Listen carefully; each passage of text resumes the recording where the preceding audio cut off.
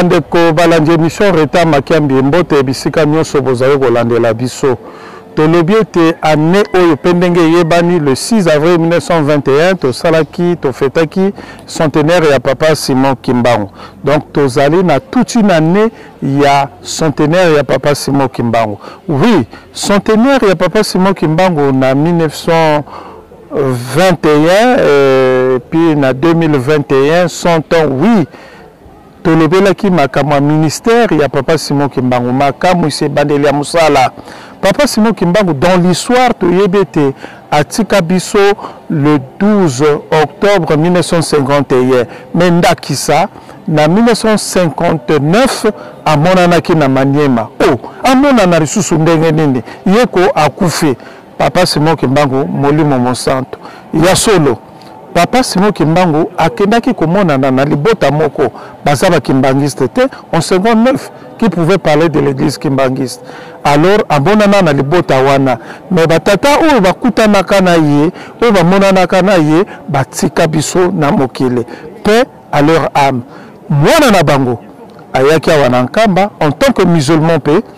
to mekaki ko solola na ye azuma solo na papa Simon Kimbangu kiangani papa yebisiye kende na Reta Makiambi omeka koyebisa mayenyoso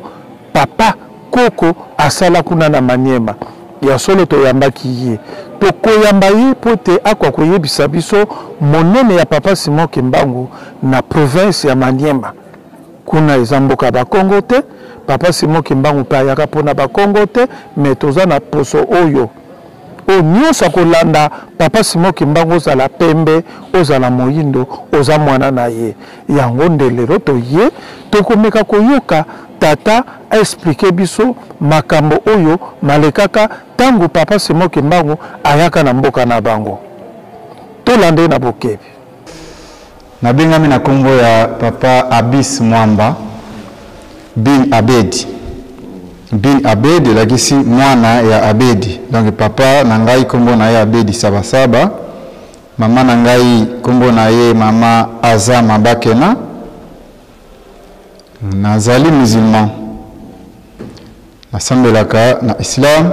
comme papa nangai pe na famille nangai mobimba bazalaki ba musulman, donc nazali musulman na ye awa nankamba pona ko témoigner. Parce que dans le Coran, celui qui cache un vrai témoignage a une responsabilité. Alors, le Kolanga n'a pas un témoignage. Il y a papa Simon Kimbangu, Nengi Alalaka et Paye Nabiso 7 jours, du 16 au 23 septembre 1959. Le papa Simon Kimbangu a salué ce jour à 7 jours, il a un Nabiso. Mais comment tu as papa Simon Kimbangu a biso na 51 le 12 octobre bien sûr aya komona na epai na bino na 1959 wana nde ezali ntango biso tokoli toye koyeba ke mutu asalaki epai papa 7 jours akufa déjà depuis 51. Et comme ça qui batou, même maman, na papa, ceux qui baillent barake muto, to yambia wa kufaka déjà peut-être impression zengagi za la moussous. Mais bango baillent bagite que muto wa kufaki. C'est après l'histoire, si c'est 5 ans après,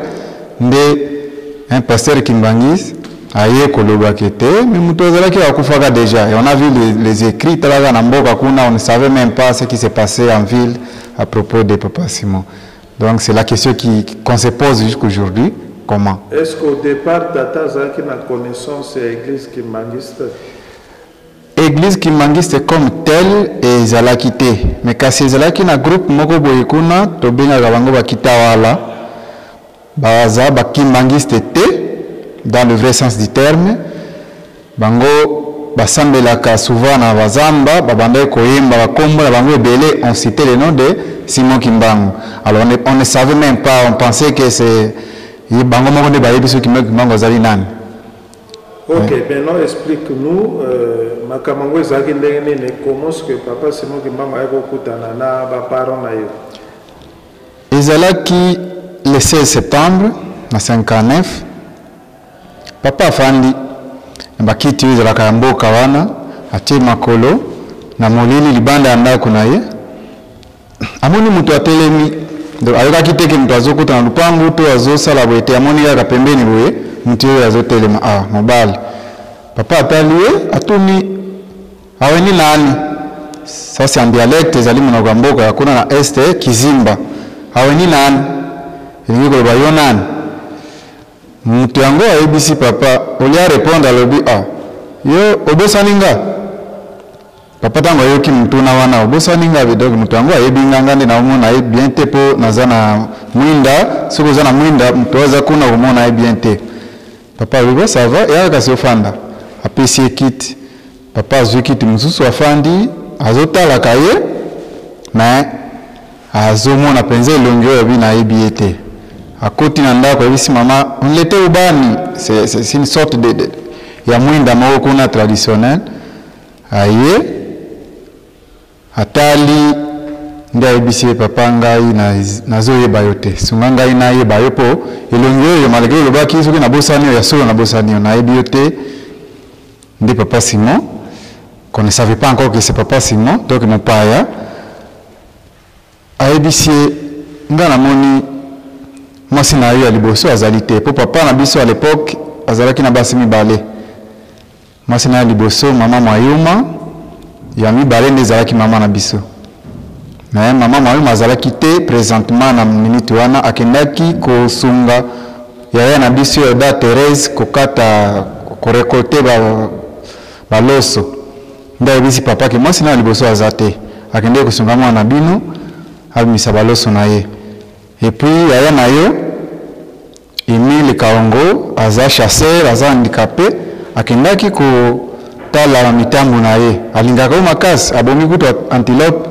a préparé déjà lokolo oyo akopesa oyo antilope yango papa akama mutu yango azoyebisa makambo natuni ye te me azoyebisa mpe makambo ndire do nayebi te akoti na ndako en tant que musulman na kati ya Coran toza na 3 petits chapitres, petits par rapport à nombre de versets, mais ils ont minene par rapport à ce qui, aux gens les kambumoko boye,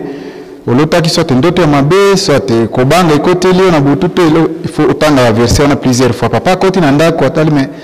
mon payo na yambia na mona bien te, soit mutu na ebujaka ou bien aza une personne autre.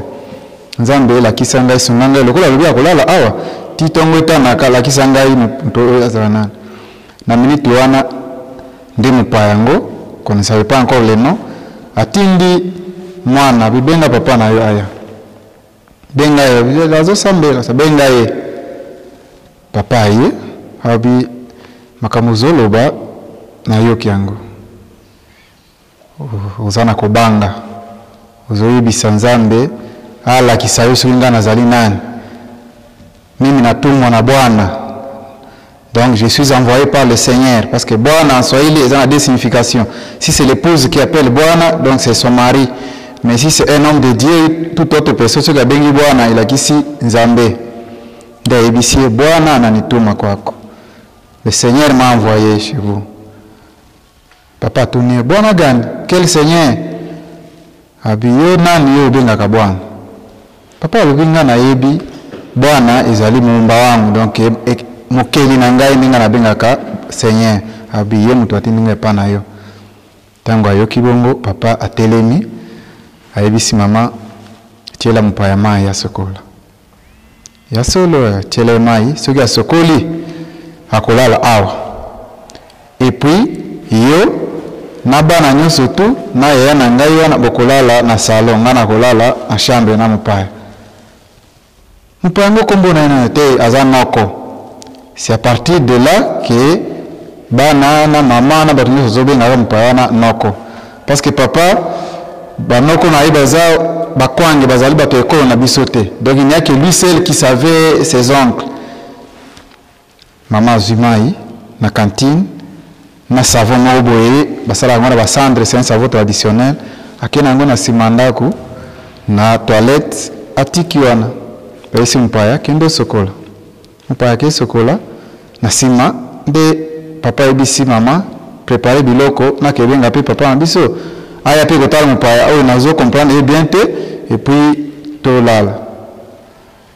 Mama atiki biloko alambaka jour wana monyanyi, c'est une sorte de légume neti bandunda menzeli ti bilolo ngo eza muke na crevette atiki wana mpapi asisi kosokola azongi mama pe akei po azwa biloko donc akezwa cantine atikaki na savon tanga akomi kuna curieusement ayikokuta cantine échanger na molili wana a remarqué comme si échanger mais qui peut penser à témoin quand il comme il est zominga boy bon tant mususu ka molili mais à côté savon o wana traditionnel ezali lisusu te ayo kuta savon moderne parfumé de parfum pesé à kitoko na esumé na ilamba likolo ezala kineti mama odobe na lokola bubu ils suspendu kuna tali ah même pas ngo azalaki na lelo te na maboko savon pe uti wapi et puis esumé bon nazo quand même tant mususu bana mbali mususu balata ka de bilamba à la fois atie savon pe na poche amemi yango tango azoya azalaki na intention ya kutuna papa ala kisayi biloko nga kuti papa azolia na papa na mpaya na bashindana donc grand-père na biso maman boki li sukuna moni à côté des légumes donc il y a monyanyi wana tikaki na crevette amoni loso belé bakisami wana na sani mususu bo amboa na misuni maman s'est dit te biloko wana donc bokilo muto aye nango tokola bayambi mupaya ndi baye na biloko wana koko rabizo tango ayaki ayo kuta repa wana alupa donc mwana ngai abomba ki bamusuni bo mupaya muto aye nango donc aliga wana alors papa comme akende ko benga papa na yedo ngoko na biso atiki madame azo préparer table akotika biloko zana si biloko yango nanga na ke kotikele mai papa amoni avec ba mama bazaka ba secret na bango po akomona biloko do misumoko ya kala bomba tango amoni mpo spécial de biloko yango yi alors c'est comme ça que tout le monde s'est resté tango suki nganda yena yango on ne s'inquiétait pas personne aussi n'a posé la question à personne balié maman tango amoni ça va comme d'habitude ceux qui batu balié au moins na batika mwanda mubana baya kozwa nde mama atindi bana papa basi ko lia bokezwa basani bana bayi bakuti comme si baliaki te te misuniza wana na loso na nini mama bengi bana nyoto alors à l'époque mama zali na 2 bana na 4 bana ya mbanda naye bayi wana balie tango papa zokota na ndako nde mama atuni abele bila ko ebele boye papa mto yake nango oh yo mto tia ki biloko to papa mto yake nango yo mto tia pesi bizo biloko siko to na susu soki papa mto yake nango ndenge bon papa peut éviter la discussion wana pe mpayaza wana ko discuter ndenge ba yo tikana biloko tikana makama biloko wana comme ça on va en parler après yo ko la na salon ngai na ola na chambre mais pendant que maman abandé ko s'occuper na biloko na bana papa pe atelemi na yake donc grand-père pe atelemi yake atuni pe question mo côté or il était venu pour demander mon père uti wapi tout mais tant qu'allié atelemi na lobby azongi na ye afani papa siko batika bango mibalinda atuni bwana unieleze jina lako yebisanga kombo na yo et puis bwana donc le Seigneur a tindi yo epananga kosala nini atomboli papa Simon atomboli donc mopaya atomboli l'un de ses pieds papa lui atomboli ka lokolo alors tango atomboli yango boye na se papa amoni bakomi S. Kimbangu nde papa alobi ayo nde prophète Simon Kimbangu wende mtume Simon Kimbangu papa Simon atuni aussi yoka déjà kombona tout ce que je suis en train de parler ici on va koloba soit en Swahili soit en Kizimba ce qui m'étonne aujourd'hui le loko na komi na Nkamba na yo kutu tama na kotu na temple na moni batobela bazolo baka Kikongo lingala kutu bolo wa mingi te mais ça veut dire que papa Simon Kimbangu c'est un Congo qui parlait le Kikongo mais kuna et pas papa na maman abandé koloba Swahili na dialecte na biso wana Kizimba Mais à l'époque, ça n'étonnait pas papa. Papa, mon aïe, il ne savait même pas qu'il y a un Congo pour été colonie, Utiwa, puis habité. Aïbika Kalokola, bon, à Tuni, d'ailleurs, maman a biso tilelo, abandé koye baga qui est mutuana, comme à Tindama Nanzambe, donc à Utande Likolo, à partir de Wana, de Koika dans le village Nabiso. Elle ne croyait même pas, elle insistait d'abord que Naya Ti Awa. Na place où bango bazolo bakende place à Botama, elle ne croyait pas que muto à Botama à cause de la place moko boy pas na bango, comme Dieu l'a envoyé, donc à kitaka kandenge ka tanga ambole kitaka. Alors papa tanga moni bongo a commis S. Kimbangu, papa ce qu'on a le yonde prophète Simon Kimbangu de pas Simon atuni aussi on va kombo wana papa oui na sina va kombo wana batu moko baza na zamba awa bakotaka mingi basambela na zamba kuna batambolaka makolongulu batangaka kombo na yo chaque fois bazosambela bayembaka kombo na yo ndi peut-être oyebaka biso nyonso ke il y a quelqu'un qui s'appelait Simon Kimbangu mais komona boy to histoire na yo to msala na yebi yango te na ke benga bango alobi te nzambe atimi epa na yo kobanga te po za musulman parce que nzambe aponaka yo depuis ta naissance. Alors, comme de comme l'épisode, on a expliqué rapidement, papa a dit à Botama Ndengini. Papa a dit tango a Botami, azalaki mwana moko et a mobali. Koko na biso pe azalaki ye moko. Na bandeko na ya basi. Ayeko bota papa ye moko. Avant bota papa, abota si bana ya basi. Abobiti na changer mwasi. Ayeko bala mwasi mususu ndeko kona biso ayeko bota papa ye moko kwa mwana mobali. Tangu papa akomi na basoki 3 jours ya kobota ma 4 jours koko na biso mama safi katuma akena simandaku na retour ayeko kutabana mikewana pokona na mboka soki mutu aboti batikileka biloko ebele na mutu ayeko pesa mwana ngata kola mukatanga ko uta class mama siko koko na biso akoti bana mikiba zobenga saba bebe saba koko ayo alibite comme on est saba te comme on a abedi bite biso comme on a été saba et puis comme on attend koko alobi batunyo sur village pa comme opise kaka saba na Swahili saba c'est 7 moja mbili tatu ine tano sita saba c'est 7 saba littéralement par là elingi kolobaka 7 donc ils appellent la signification boyete mais et comme il a combo comme ko benga saba bedi saba. C'est quand papa a commis à âge de 15 ans donc en 1925 pour à Botama en 1910 en 1925 bamoni mutumoko aye d'ailleurs le même jour où on attend bana papa c'est combo ya saba papa a commis à âge de circoncision il faut pas circonciser maintenant na mboka na biso comme papa azalaki mwana moko ya mobali basalaka cérémonie moko boye po afongola penzela ya bana mibali pe baya parce qu'on considérait beaucoup plus bana mibali ke bana basi po mwana mwasi ya kebala na mboka mususu famille et okufa soki abota mwana mobali te maintenant on faisait une petite cérémonie traditionnelle penzela ya bana mibali pe efongwama nde bamoni mutu moko azoleka na nzela akoti wana ya fete azoteka mungu yaka na mungu tosomba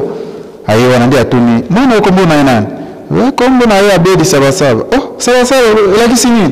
babira ilakisi ya saba donc 7 mais bana kama tupesa kombo bana mike ndi atuni grand-père mwana abota madati na mwana nini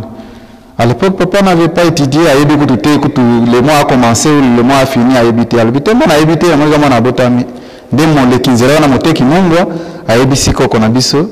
ki mwana ya abotama na mois de juillet mtoto yako lazaliwa mwezi wa 7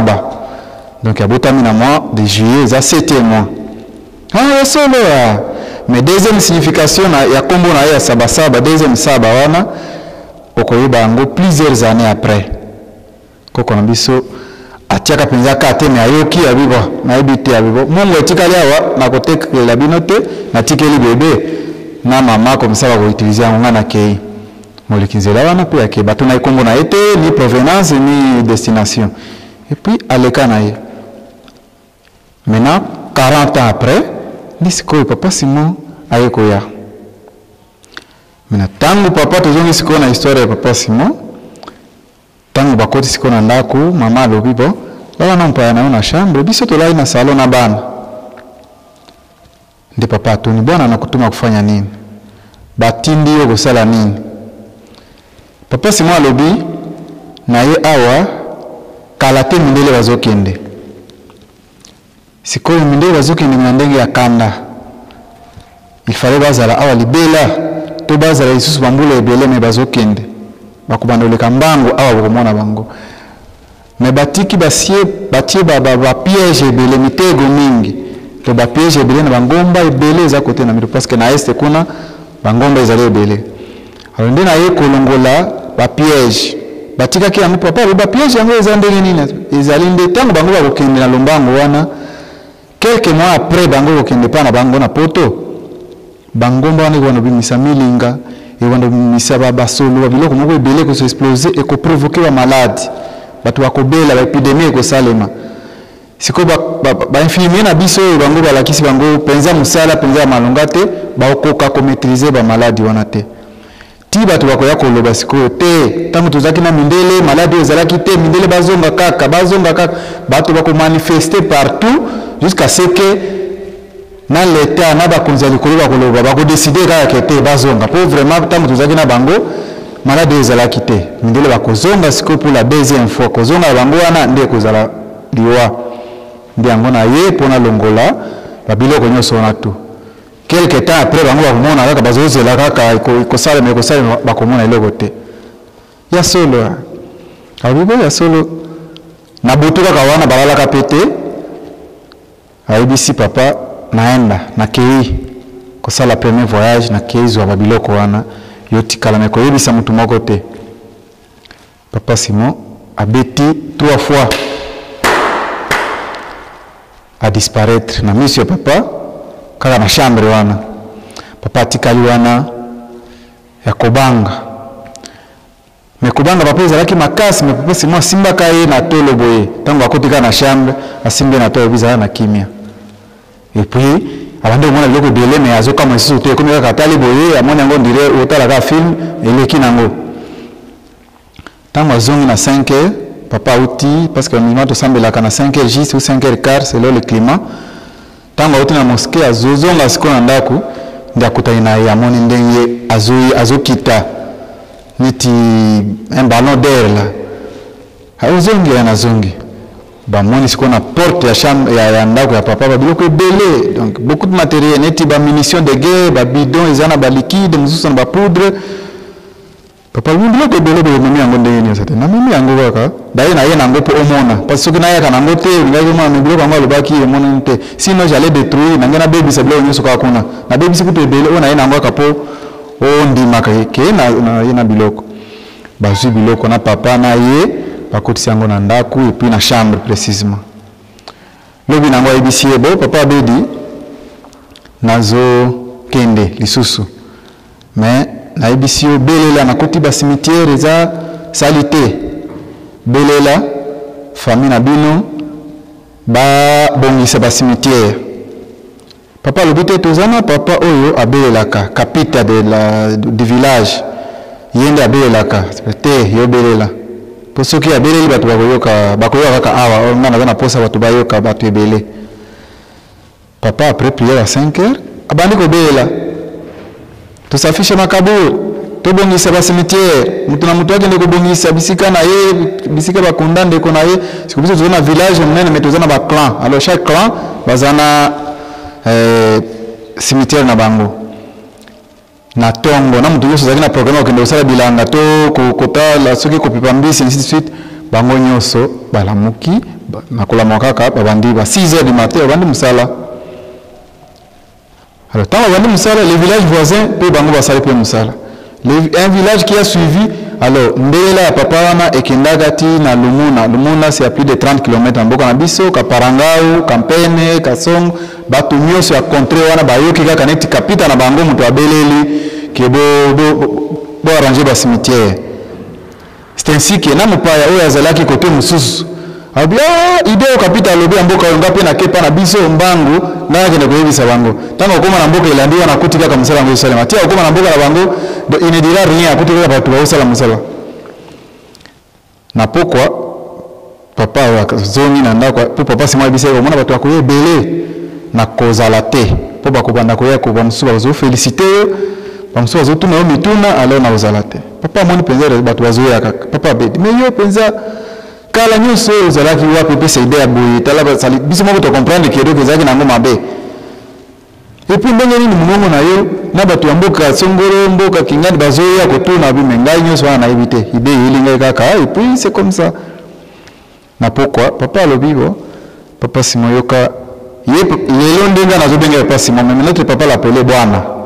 bwana c'est le seigneur en Swahili bande obenga bwana makambo yekina moi awa bikolo bana yo te gozo gaspiller énergie po nazalaki na boya kinde komona na po batu bako bana komona nga na yebi nyonso na lokola basi obongisi ba cimetière lobi ponga na kokende na ngomba moko boye mawawa eza montagne moko eza kuna à l'est au nord-est de notre village na kende kolongola biloko kaka ndenge na yelaki mais lobi na 16h fanda na place na yo wana ofanda ka mingi il y a une petite colline na village na biso souvent papa soki azotanga Coran soki azana makama koloba akewana azotanga pikene ga place wana ba 16h okutala na ngomba na bino Kabiolo c'est la montagne qui est en face de notre village na ngomba wana okomona batu oyo okomona yabisa batu te fanda ka wana oyo okomona likolo ya ngomba wana okobenga batu pe baya kotala tongo etani po 5 na butu papa sima bande okende kuna awuzonga ba 5 soki azongi afai na ndako sote libanda papa afai na ba 16 wana moni na songe non seulement au-dessus de la montagne mais au-dessus des arbres na songe ya banini wana pe banzete pe elandaka forme pe ya nini amoni batu bazoleka mulongo bazobina donc mais on n'attendait pas donc so ya mbunda tu bazokende penza na rythme moko c'est ya mbunda oui so ya mbunda et bande koyoka na te mais de loin on voyait que batu wana bazobina au même rythme kobina ya kokata loketu te mais ya kokende je peux comparer aujourd'hui avec soit bana classe baza mulongo moko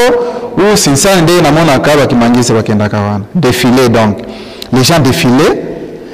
na si au cime des arbres bamusu bazo simba bana bamusu bakoli na mitu bamusu na mikongo papa beda lobibo be ya kotala tango ya lobibo ya kotala batu baye batali amoni batu batali ti 18h lobi nango pe donc ce spectacle ça là qui 3 jours et je salma de 16h à 18h et après batu batali ils ne savaient pas ezanili to baza banane isili papa Simopé chaque jour pendant les 7 jours pour mettre au résumé chaque jour pour ce papa Simon accueilli abande ko ya biloko mais ce qui étonnait papa na bisonde makamiso ya bande ko sala donc on a koyebi sabatu baïba que chaque jour papa bande ko papa Simon bande ko ya biloko mais ba miracle sikoyo nde tango aye papa ebisie bon aussi au moni batu ezali papa atuni papa na biso abedi atuni papa Simon siko batu yango eza banani bautaki ba papa okene wapi abi ce sont vos frères bande ko na bino ya basi te ba mibale ba kufaki sous l'emprise ya mindele ezana ba kufaki ba mindele ba bomi kaka boye ba mususu mindele bazui kaka na ndenge esprit nyoso bande ko buma bongo to ndenge ya cruauté donc na ndenge ya kanda wana izalaki pina ba magie na bango alors soki abomi mutu ndenge wana azuma kila na atie na prison oyo ya bango ya ndenge ya molili sikonde na yeko bimisa bango do bao nyoso bazoleka kuna izande bao bakufaka ba liwa ya ndenge wana mawa kufaka na liwa na normal azana kunda na ye nde omoni bazongi bazosepela ba cimetière komi propre bango wana bazozonga aibisi nalingaki na fungula yo miso na fungula pe matoyo wana papa Simon aibisi papa na biso na nazobanga famille na yo kozala menacée et puis na yo moko kozala menacée mais lobi boko yamba une mauvaise nouvelle mutumoko akofi nde Aimé Dibusimbi azalaki comptable na période ya bacolon en 59 akufi na kasongo lobi bakoya na corps na ye mais na délégation na ye oyo bato bakoya po bakunda ye mindele pe bakoya basoda bakoya kolukanga papa bangi bakoya pona nini likambo nini te bakoya kolukanga basi ba comprendre na ndenge na bango ke naza awo na bakomona ngate yebisa bandeko na yo po papa azali na bandeko na ye mususu ya famille ya clan papa Emile papa Mabingo ayebisi ke yebisa bandeko na mwasi na basi na yo baloba iloko te po mindele bakoloba mais na 2 jours de son arrivée ya papa mwasi ya papa na biso mwasi na ya liboso po papa Simon aloba ke mwasi na yo azakuna akozonga ye pe aya komona akaona mtumishi wa Mungu aya komona mutina mianzambi mwasi ya papa na biso mama mayoma 2 jours après akuna or ce jour na izaki 1 mois ou plus aye kozonga bato batumino zongi ndenge nini osisi msala te albite na ya nanu na usata mwa 2 jours na mona pe mbaye na bana pe na kozonga nde mama mayoma ye papa atuna ki esu te ke ozongi avant ndenge nini parce que il était prévu papa c'est moi bisa que moi c'est na ya kozonga azongi papa abengi basi na ye na bana na bandeko na ye papa abedi boloba eloko te lobi to kozwa message moko boye mutu moko boya kofi abedi yo komiko yoba makambo ya lobi mutu akofi ndenge nini te lobi nango d'ailleurs na ba 20h bayoki le kombeza moyen de communication ancestrale soki mutu akofi na tel village babeti mutu barele tina kona bakota komba mutu tume bakoloba kaka na famille tel mwana mobali to mwana mwasi akufi bato bayebi na famille moko boye na bengi chabonga bato yakona bayebi busimbi akufi mutu musu aye na velo apesi sango wana papa lobi yango wana lobi nango na ba 10h koroye na mituka 4 grands camions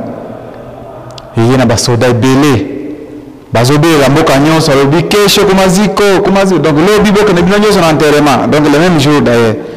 tende kumaziko mutu asibakie donc tokende na enterrement mutu atikala te bato nyonso bakei kuna après enterrement chef de groupement zalaki à l'époque alobi bon délégation zawa mbele bazana eloko moko bazoloba mbele moko ateni wana alobi ke mutu nyonso azana mupaya to mutu moko boye na ndaku to bo comprendre ete uti wapi soki ndenge nini aya tokopesa cadeau aloba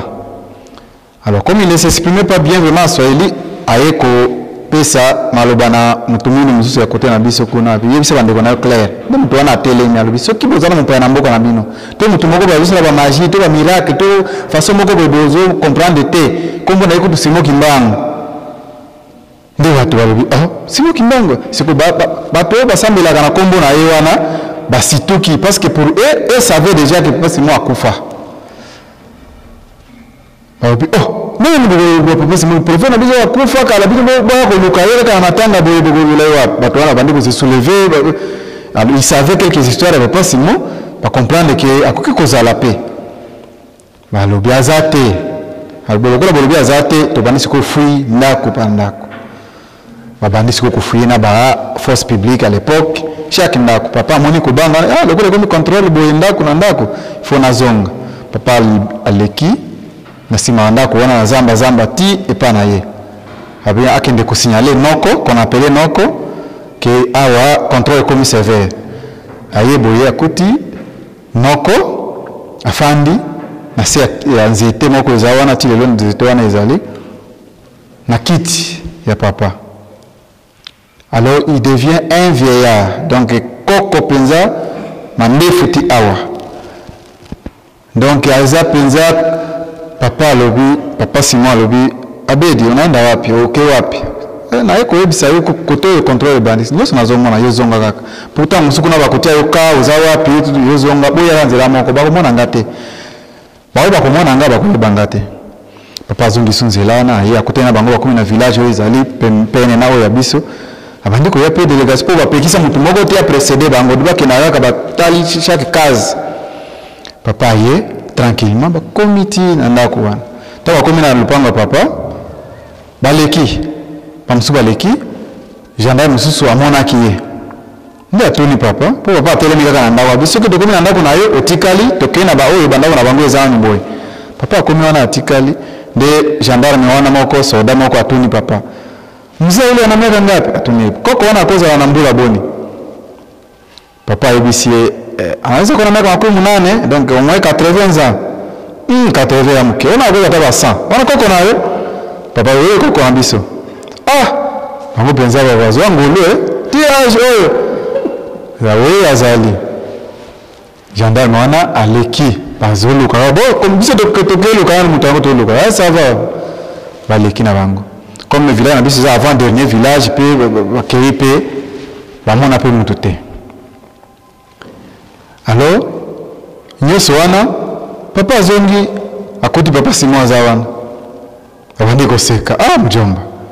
yo penza olakisi wa baumona ngate bazosala misana bango wana bakena bango ngai fona sala 7 jours alors na jour mususu alamuki na tongo ebisi papa za Congo beba jembe na kipao donc Congo na besh benga ndeko na yo wana Emile toke na sima papa leki na biso na Emile azaki chasseur pe handicapé bakena sima haibisi bango botimola awa batimoli wana batimoli à quelques profondeurs baiko kuta nzungu moko boye traditionnel bande osala ngo na argile izawana na kati wana zana likasa moko na tubena ko ngombe iza pratiquement na bakangela bakwanga awa masuba izawana tayo msabi paki za masuba meba moni mai moko ya en couleur mai ni saboza mai wana abedi bwakango papa tumiza nini iza masuba ya mwana nayo Mariam bandoki bakanga libota na ye donc il fallait soit kana de bana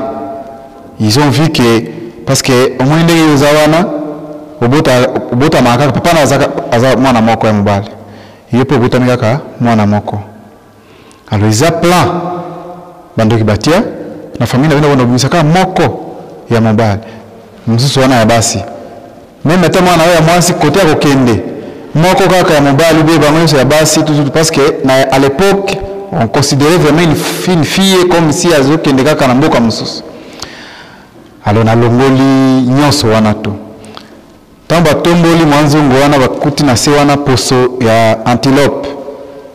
izo senye donc iza sika abi Emile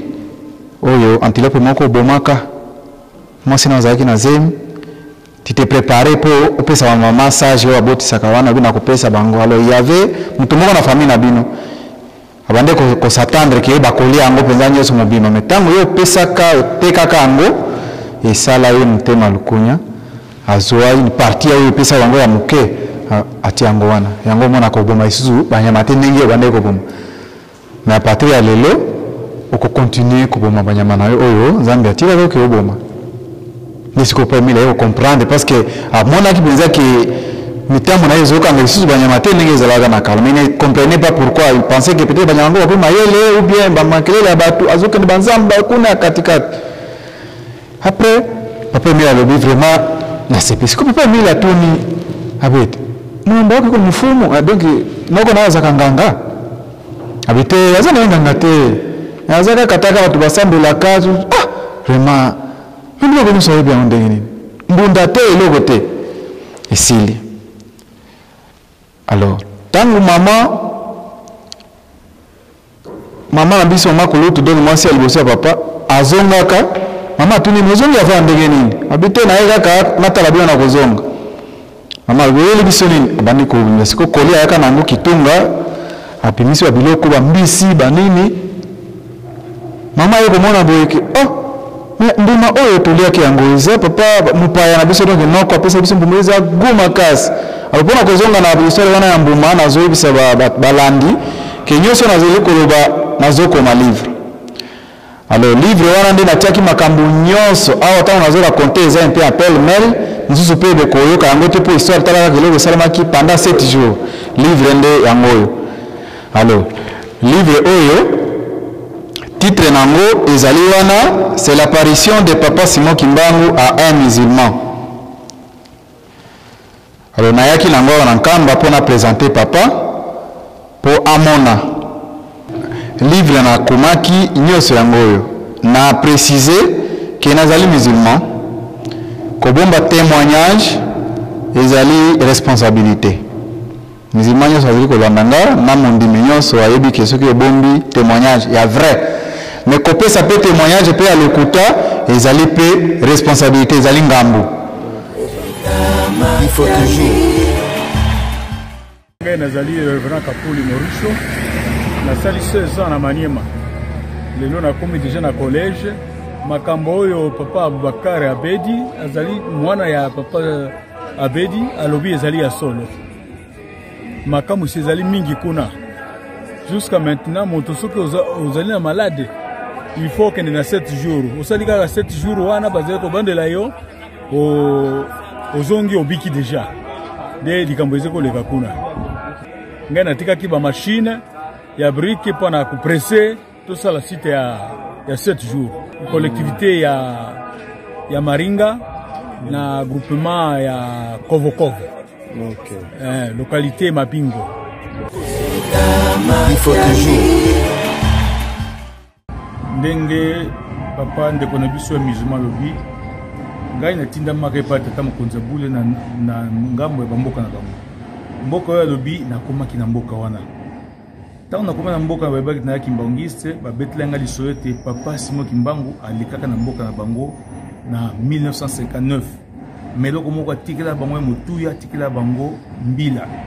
Alors tant azako bima na mboka na bango na ebité avant ou après ba témoignage ya lobi mais je pense que ça qui avant na kati ya zamba po mambo akutana na mama moko. Maman azako luka mbila ko etalamba nango. Mais ba mbila ya ko teleza exauster azako regretter. Les papas Simon Matuna qui ozako luka nini mopaya na kizimba abite na zako luka mbila na lambia kasi na moni mbila tena zonga na ngai papa Simon mabite nga na moni nzeta mbila moko zaza mbila kotela abi ezalité la kisie maman ke kuta nzete ya mbila molai eza na 7 branches bitape 7 bitape nyoso mbila ya kotela maman na kamwaki azwaki mbila ndeta ngozongi na mboka pe sango bato baye bakuta ki statote me bakuti nzeta mbila ona ezalaki période nyonso moto na posa mbila ata période ya mbila kotela te soko ke okuta mbila nga na monaki nzeta mbila ngo bambula eleki eza susu na santé te mais mbuta mutu mona kutaka bi soki mbila ekomi boye peza obota sumala mute mabe na biso na mboka oyo mbila ona esungaka biso mingi awo kombo ya mboka na benga ngo kaka 7 jours tina lelo. Il faut toujours. Alors na vie na ngai nazali na Kinshasa nazali assistant na Université pédagogique nationale. En passant, je salue notre recteur, le professeur Massamba. Qui est aussi kimbangiste. Ah, il est aussi kimbangiste. Alors, en passant, je le salue et tous mes aînés et mes maîtres qui sont à l'IPN. Alors, na livre on na yekola kisa papa, que na gotia ngo na public te sans que mukolo nango amo nango. Metango na lakisie ndi alobi okomi me otiki makambo mususu tellement ozalaki mwana mukela no botami te kende otia makambo songolo pakala na kati ngambo kone na ibi makambo ebisinga na kende kobakisa lisusu awa nde na koya nango po a bénir yango po ezala la disposition de tout le monde. Ok, merci Tolandi bien. Malgré que Olobie Magabusu soit kozala na livre pour mise pe yango yo cadre kitoko to yambeli yo, on aura besoin de ce livre pour ezala pe exposer na kati ya mise awa. Alors, tozongi nanu en tant que musulman oye pour la première fois na Kamba, yebisana na ba auditeur na ba téléspectateur et le konine et ces pétitions et compte le chef spirituel à Yambakio, comment vous l'avez trouvé? Sans traiter. Oui, vraiment, à Wanazali, je suis libre. Comme je suis venu librement, je parle aussi librement, aucune contrainte. Sans flatterie, na CPI d'abord na accueil. Ezali malamu. Alors je n'ai jamais été accueilli de la sorte parce que dans ma salle voyage j'étais na kende bisika boye na boye. Awa nde bayambi ngai koleka ndenge babande koyamba ngai na babokilo nanga parce que chez nous on est bien accueilli dans sa belle famille. Mais awa bayambi ngai na belle famille te mais na comme mutazo sala témoignage un musulman de sur quoi. Accueil ezali makas. Eloko et kamu singa tango na yana barrière wana batangeli ngai ba principe pona kokota na mboka oyo ya Nkamba Nouvelle Jérusalem batangeli ba principe protocole atuni ngai ou surveillant atuni ngai so ya ala habité alolokola no yate tozotangela yo ba principe na mboka na biso pona kotanga yango te tous les principes ou presque ils ont des principes islamiques. J'ai trouvé beaucoup de similitudes entre la religion islamique et la religion kimangiste. À part l'adoration, mais d'abord les symboles. Yango et ça là qui que comme papa ebisa kinga ike nyoso yozo proposer na o ngana ebisi yo kende sale la yango po yote mutu ozokoma. C'est un ordre. Et moi j'ai mis ici sur la page une étoile, comme Naïbi qui est la symbole à la kimangiste. Et de l'autre côté, j'ai mis une ligne. Papa Moni a tali à l'obi, oh yabiso, oh yabino. Parce que, biso musulman, tous avez un symbole et une ligne. Comme créateur, ils allaient Zambia qui est là, ils ont une explication belée. Tous allez prendre une étoile. Mais on a privilégié beaucoup plus la ligne. Mais à peine na yokuta bakimangisi bazali na étoile na yokuta isusu eloko ezali similitude ndenge moko ezali couleur. La religion islamique a deux couleurs, c'est vert et blanc. Na yokuta pe awa bakimangiste tout et les chaises et les photos et tout la couleur qui fait vraiment beauté c'est vert et blanc. Na yokuta lisusu awa ke okoganga te na mboka oyo kuganga makasi te et mutu nyonso ayebi ba principe ya musulman na bandako ya musulman ezalaka nde kimia salam oyo tolobaka salamu alaikum kimia nazongi mpona propriété donc propriété ezali awa ezali lokola propriété ezalaka na ba mosquée na kati mpona islam tolobi propriété, donc la propriété, c'est ce que Dieu veut, c'est ce que les anges veulent. Donc un ange ne reste jamais où il y a la saleté. C'est pourquoi même le Coran a dit ça, le bitana no bisika nyos, mais quand on a place de saleté et saleté. Awa pena iko kutamboka oyo. D'ailleurs, j'invite en passant batu environnement baya nanu awa. Baya kotala ndenge mboka oyo ezali, c'est comme si on n'a pas de sachet au Congo. Comme ça bakende nango kuna balakisa, c'est comme ça que le pays devrait être, c'est comme ça que le monde aussi devrait être pour baliter na ba changement climatique oyo ezali di na babiloko ya basalite oyo ezali surtout na Kinshasa. Mboka ezali na kimia pe. Kimia ezali awa. Donc na kimia wana non seulement na matoi meti na motema. Ok, merci papa. Bon, revenons un peu dans la parole. Vivre papa Simon qui m'a en personne. Awa biso to yebi que papa Simon qui m'a balala, mais kuna ke bimela bango. Alors dans tout ce qu'il a fait comme miracle,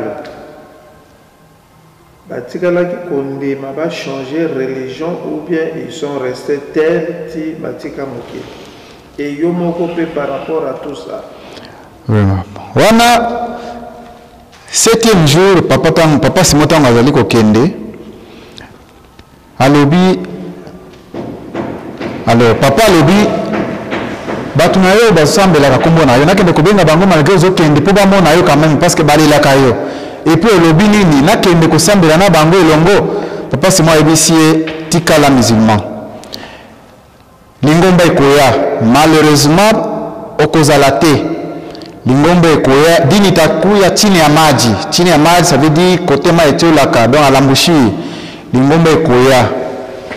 lingomba wana nde soki ekutaka yo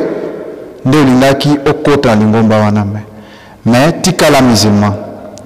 mais papa avant akufa quelques heures avant akufa alobi natikeli bino de mangomba papa Simon atikelanga lingomba moko natikala awa mengai natikeli bino de mangomba oyo ako mona ke na islam alembi to aboyi akeni na kimbangiste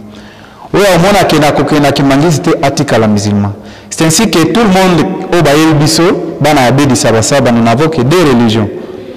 Les uns sont les musulmans comme moi et les autres sont les kimbanguistes. Merci beaucoup, papa. Na témoignage na yo rendre envers Biso, envers opinion nationale et internationale. Et au lobby na Biso ke okoya, oko kisa makabo ebele. To pesi yo bon courage et puis to féliciter yo na livre wana tozo zelango impatiemment pour ekota na misère. Merci beaucoup. Disons merci. Merci. Na pesi pembo tambatonyo so bazali kolanda ngai que faisons un effort de venir ici pour une raison ou une autre mais yo komana na sukiwana.